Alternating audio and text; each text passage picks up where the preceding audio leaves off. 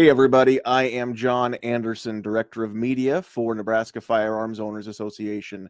We are Nebraska's voice when it comes to Second Amendment issues. We've got about 30,000 Nebraskans who follow us, and they all strongly believe in the rights and freedoms that are protected by the Second Amendment. We invited candidates running for Congress, Governor, Nebraska State Legislature, City Councils, and County Sheriff to participate in our Online Townhall Series, Meet the Candidates. Our format for this event is an online recorded interview. Each recording is unedited. Our members have prepared questions to assess candidates running for elected office. And I would like to introduce Mike Jacobson, who is the current senator for Nebraska Legislature District 42. Senator, thank you for joining us tonight. Thank you. All right, so we're going to jump right in here. The first question is, why did you agree to participate in this online town hall with Nebraska Firearms Owners Association?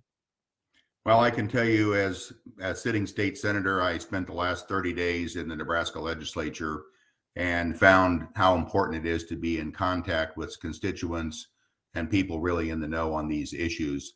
The Second Amendment's a big issue to me, and I want to gather all the information that I can. I've been a life member of the NRA, but I became aware of your organization, and I don't think you get much more grassroots than your organization. So that's why I wanted to participate. All right. Next, our members wanted to know, what is your favorite firearm and how often do you shoot it? Well, interestingly enough, I'm more of a bird hunter. So I've got a couple of Benelli shotguns, and I've got some older collector shotguns, an old Remington 870, and some Ducks Unlimited models that I have. But my Benellis are the favorite. I like to bird hunt, primarily pheasants. I also do a fair amount of trap shooting. I shoot whenever I can. It's not as often as I'd like to, but I do enjoy that. I do have an older Remington 22 mag rifle. I use that more for varmints around the farm. I do have a farming operation, and I also keep guns down at the farm simply because I got some living quarters down there, and it's more of a safety issue to have the firearms available. Okay. Now we'd like to hear, what is the number one purpose of government? Well, in my mind, everybody involved in government is elected to serve their constituents, first and foremost. I would tell you that from my time in the Nebraska legislature, we looked at a lot of issues, and I get a lot of constituent email. I literally am answering emails on the floor of the legislature. I like to get real-time information because things move fairly quickly. But I would tell you, no matter what level of government you're involved in, you're elected to serve your constituents.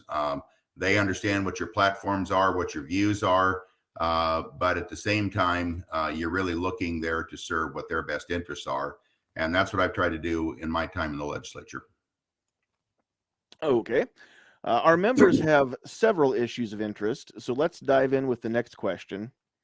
What are you going to do to protect Nebraskans from the federal government's attempts to restrict the Second Amendment? Well, I really dove into that here in the Nebraska legislature this past session because we had LB 773, which was constitutional carry. It was sponsored by, the primary sponsor was Senator Tom Brewer. I was a co-sponsor of that bill. And we rode that bill to the finish line.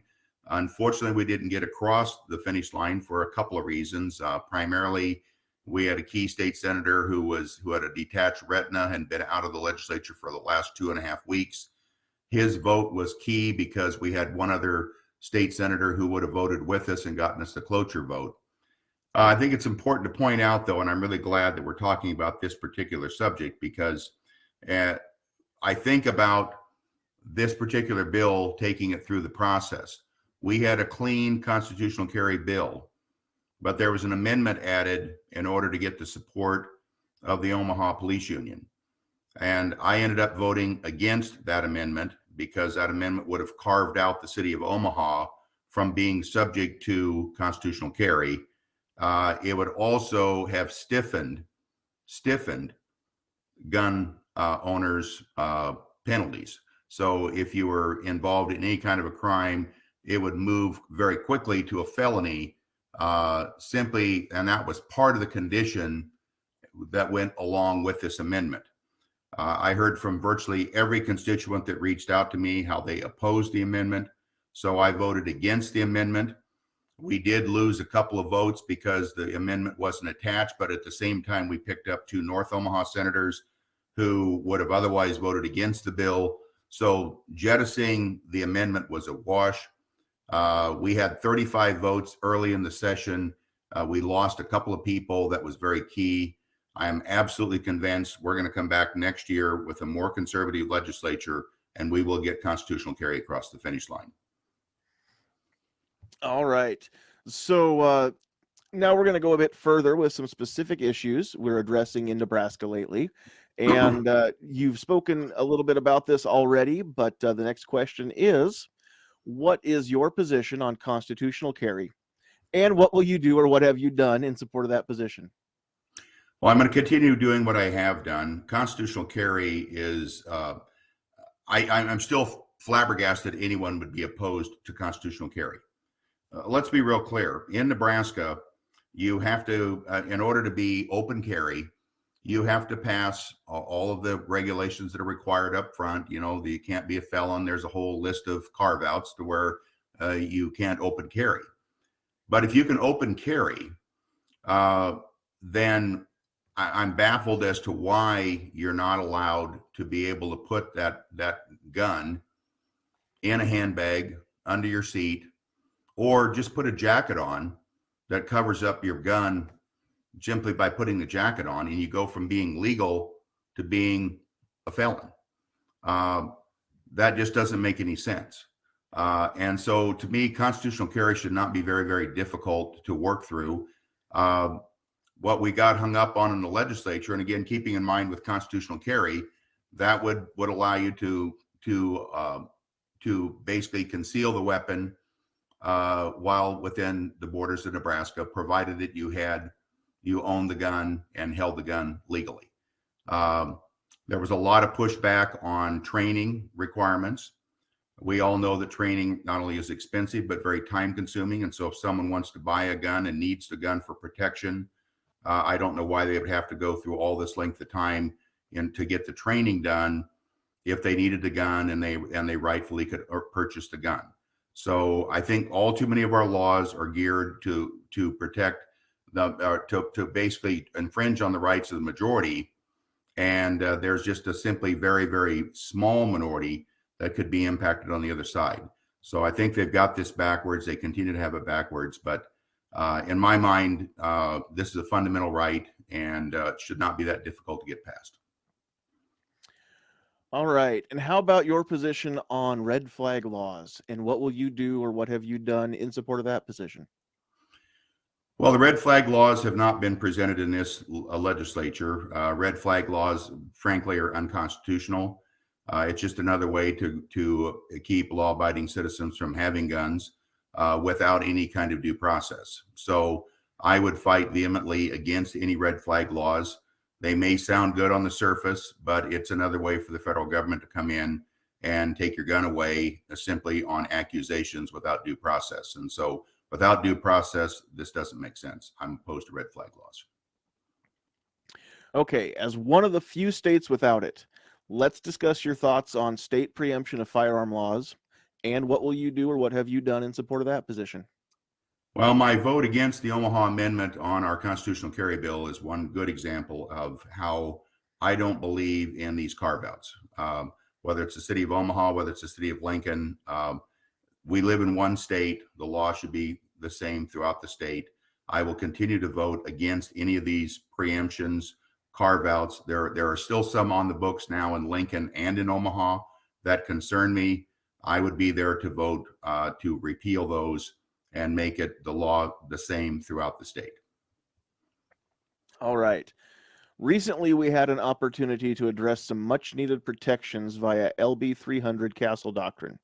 What are your thoughts on Castle Doctrine, and what will you do or what have you done in support of that position? Well, the Castle Doctrine is about as fundamental as it gets. If you can't protect yourself in your home, then where can you protect yourself? In my mind, your home is your castle. Anyone comes to break into your home and you have a gun, you should have the right to shoot them. They have no right to be in your home without your permission. I'm pretty firm on that. I will continue to fight to protect that kind of situation. It's fundamental. I mean, that's why we have that's why we have the Second Amendment, so we can protect ourselves, and especially in our home. All right. In our state, we don't have the ability to remain in a place we are legally allowed to be and have a duty to retreat. What are your thoughts on duty to retreat, and what will you do, or what have you done in support of that position? Well, again, I've not faced the legislation, but it seems to me that there should be no duty to retreat. Again, I look at the duty to retreat, or also known as by some as stand your ground, that it should be not any different than the castle laws. I mean, the castle ruling. It seems to me that whether I'm in my home or I'm not the aggressor, why would I need to retreat? It seems to me retreating puts you in more in harm's way. And so as long as I'm not being the aggressor, I don't know why I would have a duty to retreat. All right. In general, are there any specific gun laws you think should get repealed? Well, there are a couple of in Lincoln and in Omaha as it relates to transport of firearms. I would like to see those repealed so that they're consistent with anywhere else in the state. Again, these are some carve-outs that are on the books today that haven't been addressed. I think it's a matter of priority. Let's get constitutional carry passed, and then we got to come back and start repealing these other laws that are on the books as well that are really negatively impacting law-abiding citizens who might otherwise not understand what the law is. And as you get these ordinances and these regulations within cities themselves. So we've got to make the law very, very transparent. And the best way to make it transparent is it's consistent throughout the state and throughout the country. Okay. NFOA believes in education. What is your position on mandating firearm safety classes or programs in K through 12 public schools? Well, I'm going to be honest with you. I think that mandating anything is a bad policy, particularly in our public schools. I'm concerned about unfunded mandates. With that said, I do believe that everything from 4-H to for young kids involved in 4-H programs, also in various gun clubs in North Platte, for example. We've got a couple of gun clubs out there. In my mind, young people should be exposed to firearms at a young age, trained how to use firearms, understand that they can be dangerous, understand how to use them, and understand how to use them. I don't believe in mandates, but I do believe in education. And I think one way to do it is through these gun clubs and also through 4-H programs.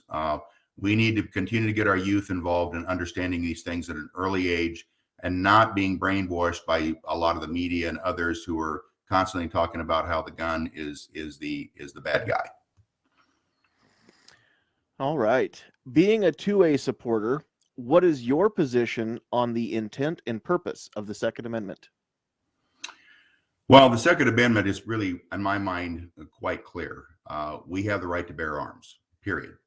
And I get concerned when people start trying to suggest that we're going to somehow rationalize that, but yet at the same time, or restrict that. But at the same time, we look at how the promoters of the First Amendment want to leave that wide open. So if we're going to leave the First Amendment wide open, then why would we come in and start restricting the Second Amendment? The Second Amendment's quite clear in my mind. There's a lot of people who want to try to twist it, but the Second Amendment means that we have the right to bear arms, and we should have that right. It's constitutionally guaranteed. All right. And lastly, let's move to the Nebraska Constitution. How will Article 1, Section 1, the Statement of Rights of the Nebraska Constitution, impact your decision-making in the role you are pursuing? Well, our Constitution, when you look at our Nebraska Constitution, the government gets its power from its citizens, and that's the way it should work. And so we should not be passing laws in the state of Nebraska that are going to infringe upon those constitutional rights in the federal Constitution. So it seems to me that we tend to get this backwards at times. but the government has the power through its citizens, period. All right. These questions, as I said before, were all compiled by our membership so that we would have a set of questions to ask each candidate. If anybody would like to reach out to you and follow up on any of these answers that you've given or get any clarification on your answers, how can people reach you? Probably the best way to reach me is through my my personal email.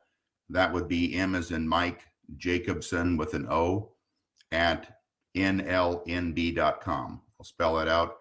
MJACOBSON at N as in Nancy, L as in Larry, N as in Nancy, B as in boy.com. mjacobson at nlnb.com. All right. This has been Meet the Candidates, and this is Mike Jacobson, incumbent senator for Nebraska Legislature District 42, who is running for re-election. Senator, thank you very much for taking time out of your day and answering our members' questions. John, thank you, and thank you all to all your members for doing what you do. I appreciate your input. Look forward to hearing from your members. It's really valuable to me to hear what you guys are thinking. So thanks for including me in the video. Absolutely.